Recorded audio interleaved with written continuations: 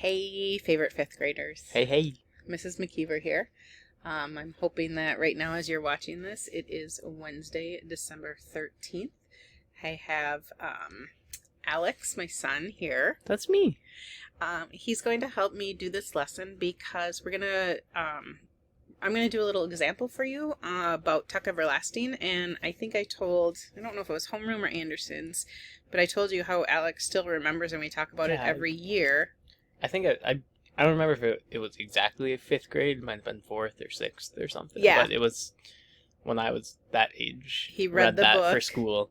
And he remembers about it, and he had asked, he's like, are they at the... I said, we got to the climax, and he said, oh, are they at the spot where May hit him with the shotgun? And, like, just for him to remember that, I think is pretty neat. So I wanted him to help me with this video to talk about the story elements. And then you're going to do the story elements activity. I'll show you in just a second here.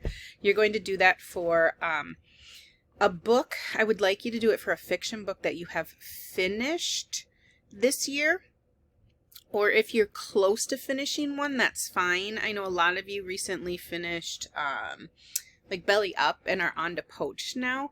You can definitely use Belly Up. I want you to have a good amount of the book read, at least for this. So you get to choose what book, a fiction book from IDR.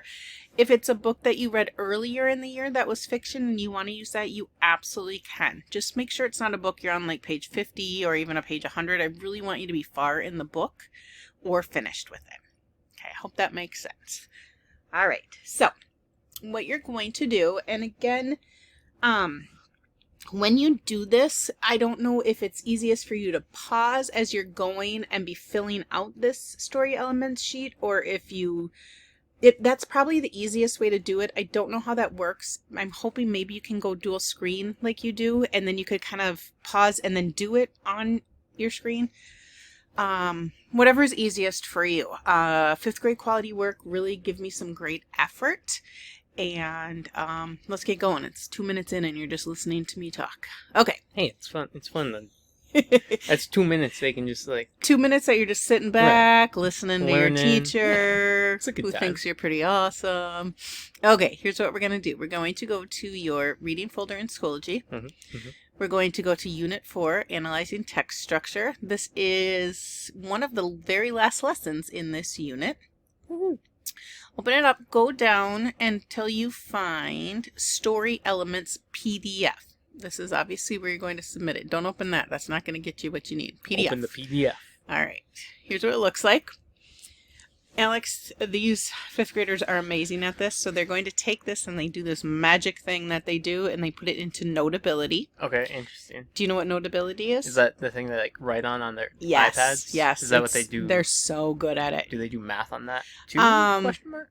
I don't know if you do math on that, question mark, because I'm not their math teacher, but Yeah, they fair do enough. vocabulary crossword, all kinds of like, other just stuff. because then Yep. you can write on it. Because you can write, As exactly. opposed to having to type.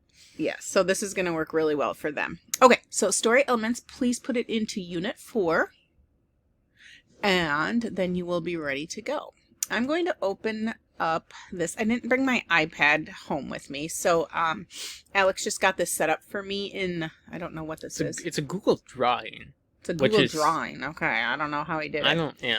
So he's got here story elements, and he just has the word text written, so he created a text box for me on each of these. Okay, so I'm going to walk you through what you do, and if you want to pause as we do each one and just do it so you can rock it out and be done when the display pause is done, that would be cool too.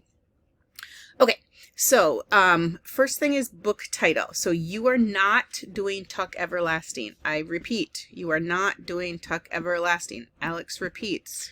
You are not doing Tuck Everlasting. All right. We are doing Tuck Everlasting. You are doing a fiction book of your choice. It can be what you're reading right now for IDR, but you have to be really far in the book. Like I would say, well, you need to be past the climax. Okay, you have to be on that downward roller coaster. Going towards, right, like towards the end of the book. Exactly. Like so all the main kind of plot points are wrapped up or are being wrapped up. Exactly. So lots of you have finished a book recently. Use the one you finished recently. Okay? If you finished one a while ago that's fiction, you want to use it, go for it. It doesn't matter. Just don't use a book that you're on page 50 or 100. Like, I want you close to the end. Okay, so right here, you're simply going to do the title of your book. That's a tricky one. Tuck Everlasting. Okay. Author, please, please, please make sure you spell the author's name correctly. You have a capital letter and a capital letter on the first name and the last name. So Natalie Babbitt is ours, Babbitt. Alex literally just looked it up on his phone, which would be like your iPad, to make sure that it's spelled correctly. Use the book, obviously. Okay, so now main characters. You don't need to do every character. That's why it says main characters. So I need you to do, okay, Winnie. And then give me a couple things about her. So do you remember how old she was in the story, Alex? She was 10? She was 10. So you can just put the age if you know it. How did we describe her? At the beginning, she was, what was the word we used? Shy, proper. Yeah. And then she ended up being, the kid said, really brave. Mm-hmm. Outgoing. She was more adventurous. Yeah, I think that's fair. Is that okay? Yeah. Does that work? Okay, if I hit return, perfect. Okay, then one of the Tucks. The Tuck family. Yeah. Like So let's do Jesse was who kind of her love interest. So yeah. He was 17. He was happy. He was Was he 17?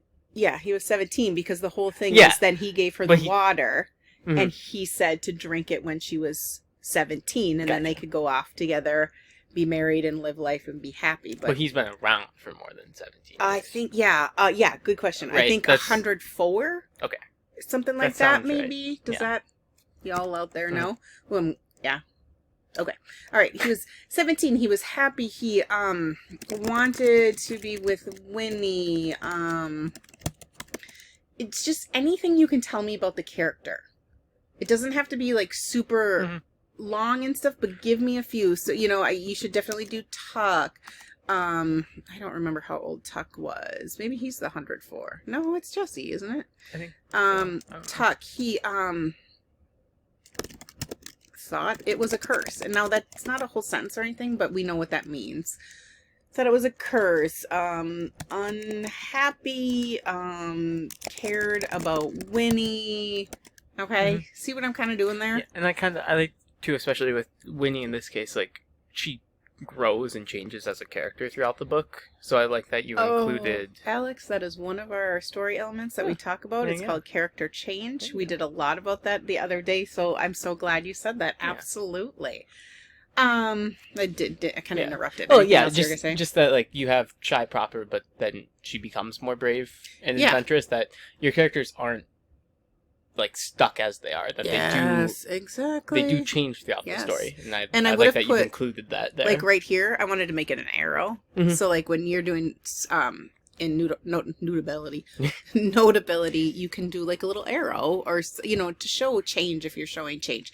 So choose, I would say, I don't want to say, 3 to 5 characters because then you'll only do 3, but do at least 3 characters and tell me something about them. Don't just write their names.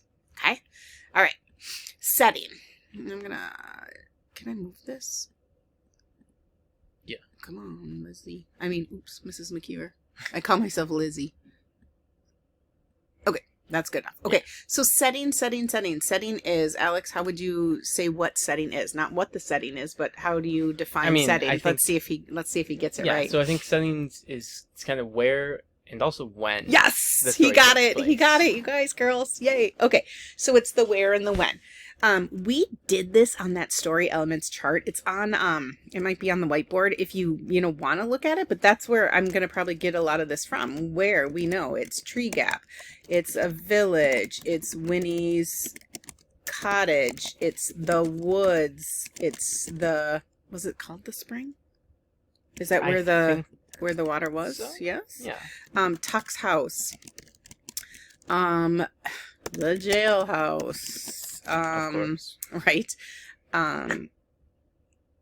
Oh, I was going to say the lake, where when he had a lot of those conversations with Miles in the boat, and the big, huge one with Tuck. The when, we knew it was in the past, and we found out that it took place in, come on, Mrs. McKeever, 1880. Because it was 10 years, when he was 10, she was born in 1870. I hope I am right. Okay. Past 1880, it happened over 2 days. Oh, it was August. So Nice. some details about that. You're doing this with your book, okay? Not Tuck Everlasting. We repeat, not Tuck Everlasting. I hope that you're doing this as we go, because I think this will be really good if you do setting as I do it, and then now let's do plot. Plot, remember the events. So main events. So Winnie found the spring, got kidnapped. I'm not writing complete sentences by the Tucks. Just trying to get the idea. Get the idea. Got kidnapped by the Tucks. Man in the yellow suit.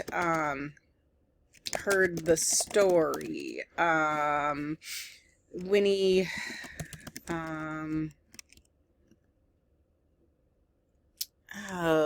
There's so many things. Yeah. Main things. The Tucks told her the story. Well, we already told the story. The Tucks.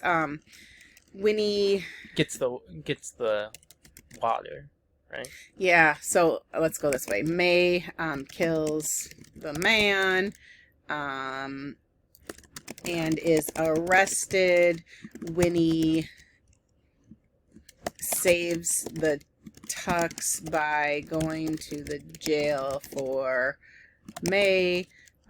Winnie doesn't drink the water. I think we got it, right? Yeah. Okay. Problem or conflict? Problem or conflict was that there are lots, but kind of the main. So Winnie is kidnapped.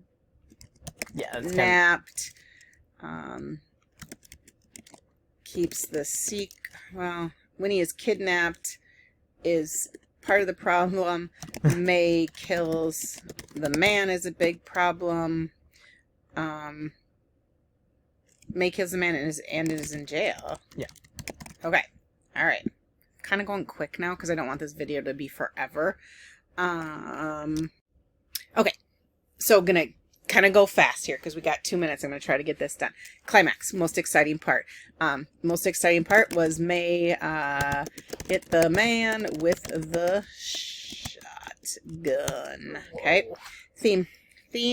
We talked about a little bit with theme. I think what I'm gonna do, y'all, is I'm gonna wrap this one up. I'm gonna stop this and then just do another one, just a few minutes. Okay, so you need to go to part 2.